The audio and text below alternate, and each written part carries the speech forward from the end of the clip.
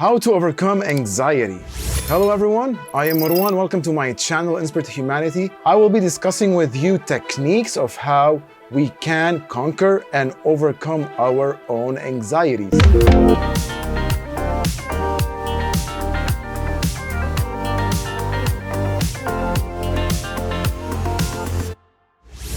Shout it out. You always see angry kids or anxious kids screaming out loud. Or even if we were feeling that intense, we just close our ears and we shout out, and that's when we are letting that negative energy that is creating that anxiety out of ourselves. However, shouting our anxiety out is talking to a person we trust. It might be a friend, a family member, a priest, a leader, anyone we believe that could be a good help for us. We need to approach them and discuss and share with them what we are feeling. Because first of all, talking about our anxieties, it's letting it out, it's validating that it's present, it's naming it, which gives us power and authority over it, and validating our emotions and feelings. Second, when we discuss it with people we trust, we are getting another perspective of why we are feeling this way or why we are anxious. And that is really crucial because most of the times we are biased due to our own life experience or due to our wrong understandings of life or how things occur in life, which would negatively impact our thoughts, our realization of the truth, and the way we respond to it. So when you are dealing with anxiety and frustration, just let it out. And that's a healthy release of emotions, a healthy sharing of thoughts with the people we love, because they would reciprocate with us that love and that beautiful emotion and that support that we are in need of. One thing you can do if you're by yourself, scream out loud, punch a pillow, stomp your feet. The importance of letting it out and shouting our anxiety out is getting it out from our own system, because if we are accumulating that stress and anxiety, that would lead into lots of illnesses, physical problems, intellectual and cognitive problems, and spiritual problems. Get moving. Keep on moving. Never sink into that negative sea of your thoughts, and never allow your anxieties to drown you or plunge you down into the abyss of your own anxieties and frustrations. One thing we tend to do when we are frustrated or anxious is we try to avoid everything, and even we stop the motion, we stop our actions. Go and take a walk, listen to a motivational music, speech, go to the gym, get on your bicycle, run, get into a cold and freezing shower. All these beautiful factors would help you to overcome and conquer your anxieties. Exercise is one of the best anti-anxieties, and it's the best antidote to that problem. When we engage in physical activities, our brain starts to release three important hormones. Dopamine, that gives us the motivation and the power to move forward. Serotonin, that hormone that induces happiness, positivity, and openness. And endorphins. When we are exercising, we are taking our brain out of that problem under the condition that we stop thinking of our problems and we start focusing on our activity. And that's how we detach ourselves from the source of our frustration and anxiety. Any type of movement is good. Dancing, jumping, running around, doing any activity is good for the brain, it's good for the body, and it's good for our emotions. Break up with caffeine. Honestly, I don't like this, but I have experienced it, and when I got lots of anxieties and frustrations, I found out that my over intake of caffeine was the source for my negative feelings. A cup of coffee, a cup of chocolate, a cup of iced tea would help us to feel more positive and feel better, but overtaking these stimulants would aggravate us, would increase our blood flow, would increase our heart palpitations, and would push us towards frustration, anger, and distress. And we need to avoid that. Everything we need to do should be in moderation. Caffeine gives our nervous system a jolt. It's like putting an electric shock on our nervous system. It induces energy, yes. It pushes us to move forward, yes. But overtaking that caffeine would increase an extra form of energy that our body is incapable of handling it or even of using it. So instead of using that extra power or extra energy in performing extraordinary activities, the body tends to store it and starts struggling in how can I use that energy. And that's what creates that frustration inside us. It creates that imbalance between our inner energy and the energy intake that we are consuming out of caffeine, stimulants, even energy drinks. Avoid the energy drinks.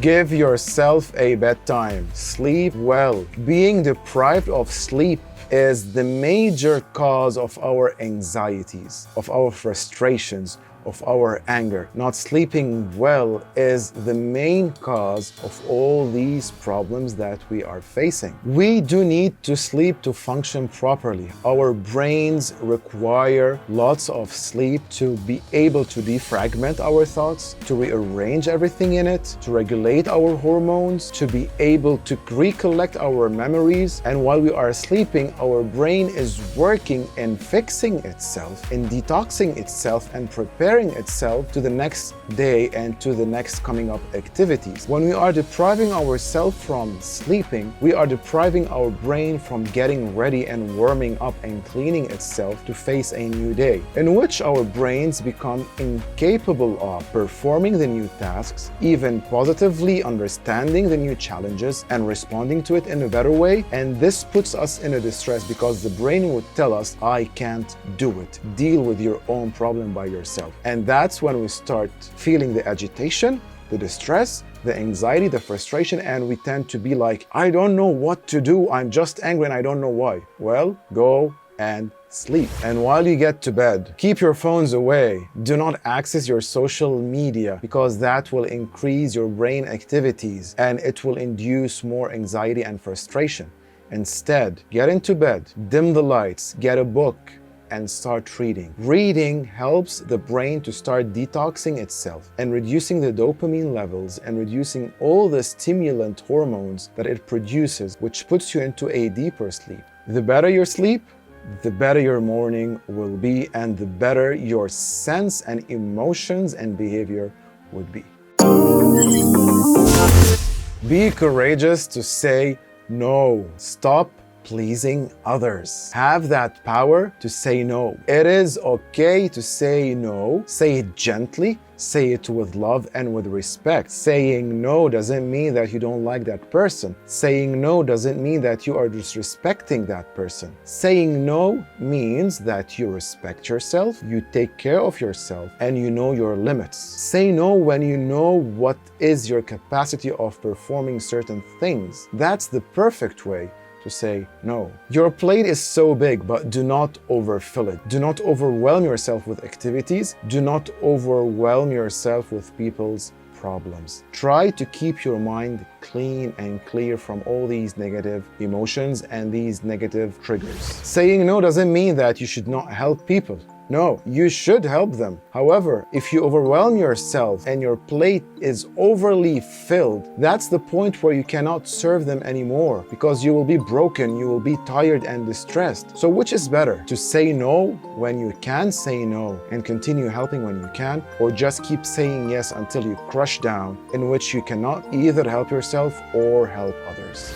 Do not skip meals. Eat well, but eat healthy. When you don't eat well, your blood sugar will drop. You will feel the nausea. You will feel tired. You will feel frustrated. And in this situation, your brain will produce the cortisol hormone. And the cortisol hormone is that hormone that helps you to perform well in the worst situations ever. But in that moment, you have no energy, which is an extra energy that is given to you that you cannot even perform and your body cannot process, which will elevate your anxiety and will elevate your frustration and anger. That's why eat well, eat healthy, and do not skip meals. Eat more lean proteins, eat fruits, vegetables, avoid the junk food, avoid the fatty food. The way you take care of your body is the way your body pays you back.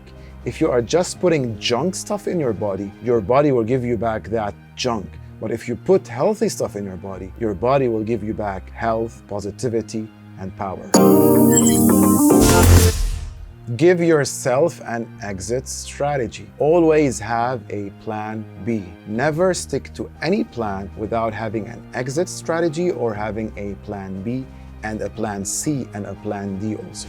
In this situation, anxiety occurs because we feel that we are out of control. That's when we respond to ourselves and tell ourselves, I cannot get myself out of that relationship or out of that job or out of that situation because I don't know what to do. I don't have any other plan. And if I would implement any exit strategy, it might negatively harm me and affect me. That's why it's crucial to plan ahead before getting into a relationship, getting a new job, getting new friends, or even doing anything. It's important to know where is that exit door and when is the right time to open that door and move on. Having an exit strategy and different plans gives you control, gives you power, gives you self-esteem, and increases your own self-love. Lastly, live in the moment. Live in the here and now. What we tend to do is we always remember the past, we think of the future, and the distress that the past brought us and our fear of the future would just project on our present moment and it would destroy the beauty of that moment. That's why when I am living in this moment, I'm just focusing on this moment. This doesn't mean that we should not plan for the future, but we should know when we should plan. However, we should stop thinking of the future, we should stop ruminating on the past, and just live and think about what's happening now. Be in focus. Focus on your current situation. Focus on your surroundings. Be aware of what's going on. Be aware of yourself. Be aware of your own emotions, on how you are feeling right now, and try to understand, why am I feeling this way? What made me feel this way? And how could I make my feelings better now? What happened in the past already happened. You can't do anything about it. And what's going to happen in the future, we don't know it. We have no control of it. Therefore, no control on what happened in the past, and there is no control on what's going to happen in the future. So why are we anxious? The only control you have is the way you respond to the events right now. So what can you do in this moment? If you are feeling anxious, pray or enter into the mindfulness exercise. Prayers and mindfulness exercises are proving to be an important antidote and solution to our frustrations and anxiety if used in the moment. Feeling anxious, frustrated, down? Close your eyes, disconnect from your surrounding, and connect with the divine and pray. Communicate with God. Communicate with your spiritual being and elevate out of that earthly moment towards the divine realm. Even if you want to do a mindfulness exercise, be by yourself. Start thinking positively. Start listening to your surroundings and start that positive self-talk. The power of the mindfulness exercise is infusing positivity into your brain, allowing your brain to live in that beautiful and powerful moment and be in control of itself. Learn relaxation skills. It's very important to know how to relax yourself. There are plenty of relaxation skills over the internet. You can search and learn about them, and they are crucial to be used in the moment of frustrations. And the preference of these skills would differ for every person. That's why it's important to know what you like and how would you like to calm yourself down and engage in that relaxation activity. The most effective relaxation activity is the deep breathing. Even now on your phones or on your smartwatches, you will find relaxation exercises related to the breathing exercise. Breathe in, hold it, and breathe out. And talk positively to yourself. The takeaway from this episode is knowing that anxiety is a real beast. It can crush you if you allowed it to crush you. But you can use that beast, you can tame that beast and make anxiety work for your own benefit. Taming that beast is related in controlling your behavior, your thoughts, the way you see the world. Also, controlling that beast requires us to modify our behavior, our lifestyle, our thought process, and the way we respond to events, the way we speak to ourselves, and engage in a healthy lifestyle to conquer and overcome anxiety. And let that anxiety and that beast be a motivational and an energy force that would help us to achieve our goals, success, growth, and become a better version of ourselves. Remember, fight, win, and conquer. And the war starts in our head. Fight your thoughts. Conquer your brain and your thoughts. Win that fight and win that battle. And conquer your brain, your thoughts, and the world. Because you can do it, I can do it, and all of us, we can do it. This is the end of the episode. It is the time for the exercise. Write down what makes you anxious. What are the stimuli and the triggers in life that induces that anxiety in you, and try to analyze. How could I change that situation? How can I be more in control of my emotions? And what skills do I need either to conquer my emotion or to start coping and controlling my anxiety? Thank you everyone for watching this episode. I hope you enjoyed it. Don't forget to press that subscribe button. Follow me on social media, and remember, fight, win, conquer, and let us inspire humanity.